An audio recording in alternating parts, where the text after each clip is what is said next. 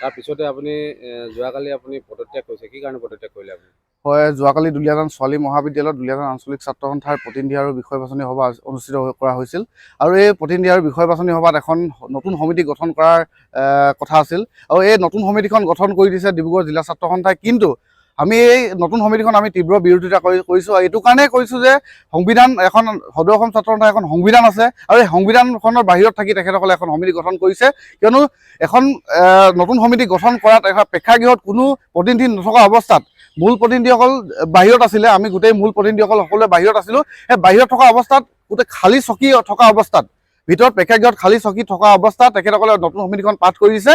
আমি তাৰ তীব্ৰ বিৰোধিতা কৰিছিলোঁ, আৰু তাৰ তীব্ৰ বিৰোধিতা কৰাৰ পিছত জিলা ছাত্ৰ সন্থাই দুলীয়াজান ছোৱালী মহাবিদ্যালয়ৰ প্ৰেক্ষাগৃহৰ বাহিৰত চৌহদলৈ গৈ এখন গাড়ীত নতুন সমিতিখন গঠন কৰি দিছে। আৰু এই নতুন সমিতিখনক দায়িত্ব প্ৰদান কৰি থৈ গৈছে, আৰু গাড়ীত তেখেতসকলে এখন নতুন সমিতি দায়িত্ব প্ৰদান কৰি থৈ গৈছে। আমি তীব্ৰ বিৰোধিতা কৰিছোঁ, আৰু আমি অত্যন্ত দুখ প্ৰকাশ কৰিছোঁ যে দুলীয়াজান আঞ্চলিক ছাত্ৰ সন্থাৰ মই ভাৰপ্ৰাপ্ত সভাপতিৰ দায়িত্ব পালন কৰি আছিলোঁ, আৰু এনেকুৱা ধৰণৰ সংবিধান বিৰোধী কাম আমি কোনো পৰ্যায়ে আমি মানি ল'ব নোৱাৰোঁ। আৰু এই ক্ষেত্ৰত আমি সদৌ অসম ছাত্ৰ সন্থাৰ কেন্দ্ৰীয় নেতৃবৃন্দক এই ক্ষেত্ৰত পদক্ষেপ গ্ৰহণ কৰিবলৈ আমি অনুৰোধ জনাইছোঁ। হয়, সদৌ অসম ছাত্ৰ সন্থাৰ কেন্দ্ৰীয় নেতৃবৃন্দ আছিলে, তেখেতসকল কিন্তু বিষয় বাছনি সভাত নাই। বিষয় বাছনি সভাত সদৌ অসম ছাত্ৰ সন্থাৰ সাংগঠনিক সম্পাদক এগৰাকী আছিলে, আৰু গোটেই বিষয় বাছনি সভাখন পৰিচালনা কৰিছে ডিব্ৰুগড় জিলা ছাত্ৰ সন্থাৰ সভাপতি সম্পাদকৰ লগতে সদৌ অসম ছাত্ৰ সন্থাৰ সাংগঠনিক সম্পাদকগৰাকীয়ে। গতিকে আমি এই ক্ষেত্ৰত তেখেতসকলক এটা প্ৰশ্ন কৰিব বিচাৰিছোঁ যে সংবিধান বিৰোধী, আমি যিহেতু সদৌ অসম ছাত্ৰ সন্থাত অন্তৰ্ভুক্ত হ'বলৈ আহিলে আমি সংবিধানখনৰ আমি শপত বাক্য পাঠ কৰোঁ, কিন্তু আমি কোনো শপত বাক্য পাঠ নকৰাকৈ কেনেকৈ এখন সমিতি গঠন কৰি দিয়া হ'ল, আমি তাৰ প্ৰতি কিন্তু প্ৰশ্ন আমি কেন্দ্ৰীয় নেতৃবৃন্দলৈ আমাৰ প্ৰশ্ন থাকিব।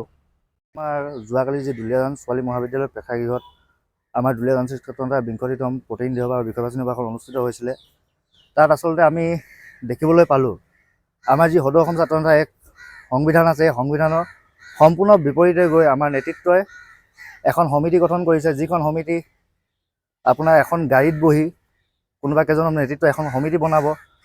তাৰপাছত আপোনাৰ বিষয় বাছনি সভাত এজনো প্ৰতিনিধি নথকাকৈ সেই সমিতিখন পাঠ কৰিব বিচাৰিব, বা সেই কমিটিখন গাড়ীত লৈ আপোনালোকৰ এখন সমিতি গঠন কৰিব।